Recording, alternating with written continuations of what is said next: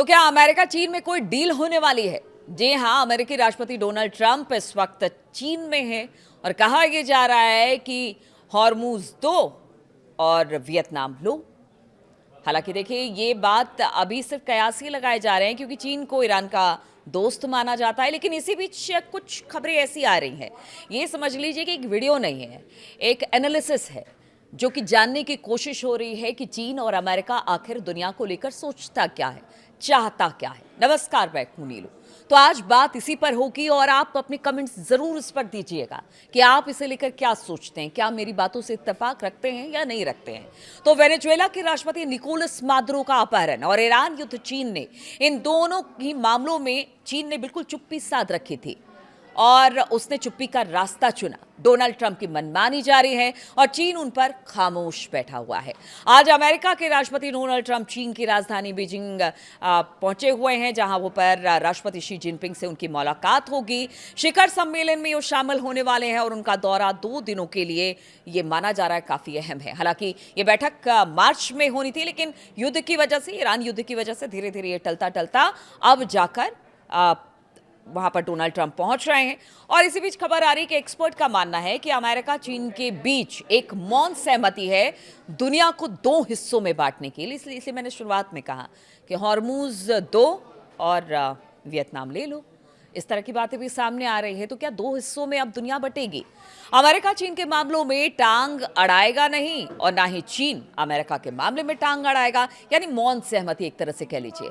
इससे सवाल यह है कि डोनाल्ड ट्रंप के पिछले 1.5 वर्षों के दूसरे कार्यकाल के दौरान चीन को लेकर उनकी नीति अब बीजिंग दौरा क्या इस बात की पुष्टि करता है कि G2 यानी ग्रुप ऑफ 2 का निर्माण हो चुका है? क्या इसका मतलब है कि दुनिया की दूसरी ताकतें जैसे कि भारत, रूस, फ्रांस या फिर यूरोपियन संघ के वैश्विक शक्ति की रेस में कोई जगह नहीं है? यानी अब सिर्फ 2 ही देश रह गए हैं दुनिया में।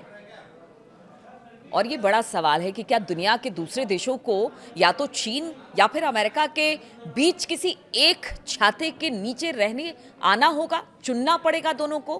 क्या भारत या रूस जैसे देश इसे बर्दाश्त कर पाएंगे?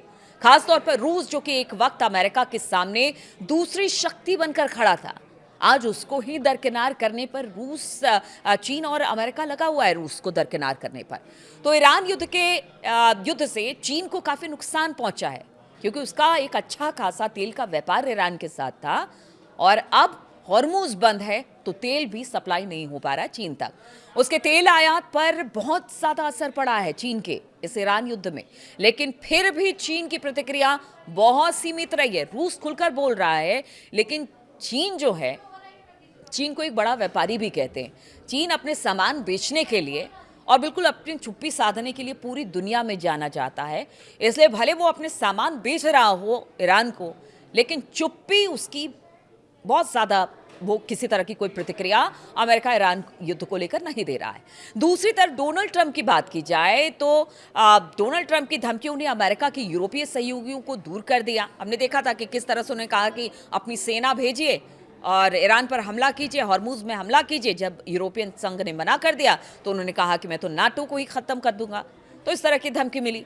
भारत को लेकर ट्रंप प्रशासन की जो नीति रही है, उसने नई दिल्ली की यकीन को ऐसा तोड़ा जिसे फिर से जोड़ने में शायद कई दशक लग जाए, क्योंकि अमेरिका के पूर्ववर्ती सरकारों ने भारत के साथ रिश्ते बहुत अच्छे बनाए, लेकिन ट्रंप ने सब कुछ खत्म कर दिया। और इसलिए एक्सपर्ट बताते हैं कि अब अच्छा खासा वक्त लगेगा भारत अमेरिका के रिश्ते को बेहतर बनाने के लिए। इसलिए ट्रंप और शी जिनपिंग के सम्मेलन ने ग्रुप ऑफ 2 यानी कि G2 के विचार को फिर से जिंदा कर दिया है। G2 विचार को सबसे पहले 2005 में अमेरिका के जाने माने अर्थशास्त्री एफ फ्रेड बर्गस्टीन ने रखा था और एक तरह से G7 या G20 की तरह ही इसे माना जाता है। G2 परिभाषा के मुताबिक ये दुनिया के 2 सबसे बड़े अर्थव्यवस्थाओं के लिए एक साझा जिम्मेदारी की वकालत करता है ताकि ये वैश्विक बाजारों को स्थिर कर सके और उनका मकसद दूसरे पर वर्चस्व जमाना है। और इसमें चीन और अमेरिका सामने आ रहे हैं। बराक ओबामा के समय भी ये विचार चर्चा में आया था। उस समय व्हाइट हाउस की तरफ से जारी एक बयान के मुताबिक ओबामा ने 2009 में चीनी राष्ट्रपति हू जिनताओ के साथ रणनीतिक और आर्थिक संवाद की शुरुआत की थी। यानी अमेरिका के लिए G2 का विचार कोई नया नहीं है। इसलिए अब जबकि चीन एक ग्लोबल सुपर पावर बन चुका है। तो सवाल यह है कि क्या अमेरिका अब उसकी ताकत को स्वीकार कर आधे आधे हिस्से पर वर्चस्व रखने पर तैयार हो जाएगा? बड़ा सवाल है, क्योंकि अमेरिका अब तक तो ऐसा नहीं करता रहा है, लेकिन अब उससे भी लगने लगा है कि अगर दुनिया में आपका आधिपत्य रहे और कोई आपकी बराबरी कर ले तो क्यों ना कोई युद्ध या टकराहट के से अच्छा है कि कोई बीच का रास्ता निकाल लिया जाए। यानी डोनाल्ड ट्रंप और शी जिनपिंग दोनों अब इस बात को जान गए हैं कि अमेरिका या चीन सिर्फ एक देश शक्तिशाली नहीं रह सकता है। इस कोशिश में दोनों ही सफल नहीं हो सकते, तो क्यों ना बीच का रास्ता निकाल लिया जाए। शी जिनपिंग फिलहाल के लिए शायद ये चाह रहे होंगे कि चीन के ऊपर कहते हैं ना कि वो वर्चस्ववादी शक्ति होने का ठप्पा फिलहाल ना लगे, बल्कि अमेरिका उसे बिल्कुल आगे की पंक्ति में खड़ा एकमात्र देश मान ले। यानी अमेरिका मान लेगा, वो संतुष्ट हो जाएगा और इस तरह से दोनों मिलकर पूरी दुनिया भर में राज करेंगे।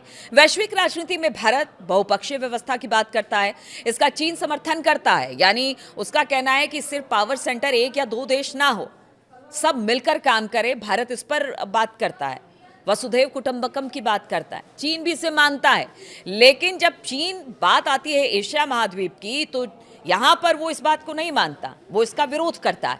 डोनाल्ड ट्रंप ने पिछले 1.5 वर्षों में जिस तरह से भारत के साथ संबंध खराब किए, उससे साफ पता चलता है कि अमेरिका अब चीन के खिलाफ भारत को कोई प्रतिद्वंदी नहीं मान रहा और उसे चीन के खिलाफ भारत नहीं चाहिए।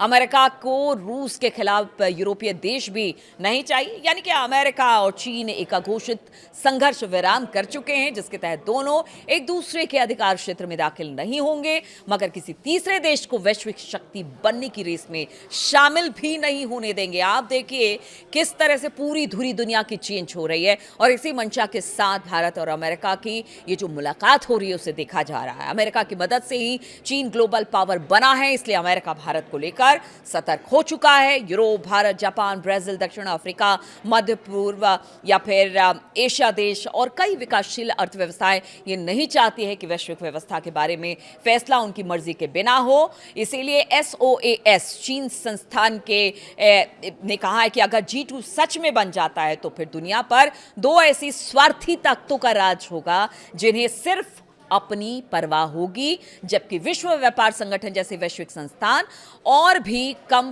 प्रासंगिक हो जाएंगे, यानी उनका महत्व ही नहीं रह जाएगा। इसलिए G2 बनने की संभावना से अमेरिका के सहयोगी देशों में चिंता बढ़ गई है। उन्हें डर है कि वॉशिंगटन और बीजिंग उन्हें अहम फैसलों से बाहर रख सकते हैं और ऐसे सौदे कर सकते हैं जो उनके हितों के खिलाफ है। तो आप सोचिए कि अगर G2 बन जाता है तो फिर क्या होगा।